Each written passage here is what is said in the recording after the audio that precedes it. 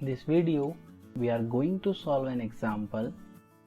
Find the range and coefficient of range of the series 5 to 10, 10 to 15, 15 to 20, 20 to 25, 25 to 30, 30 to 35, 35 to 40, 40 to 45.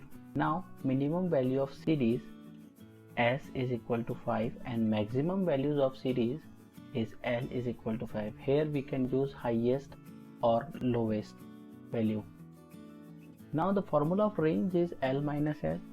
It means highest minus lowest. Here highest value is 45 and lowest is 5. So 45 minus 5 is equal to 40. So range is 40. Now coefficient of range is equal to L minus S divided by L plus S, which is 45 minus 5 divided by 45 plus 5. To solve this, we will get 40 by 50 is equal to 0.8 or 80%.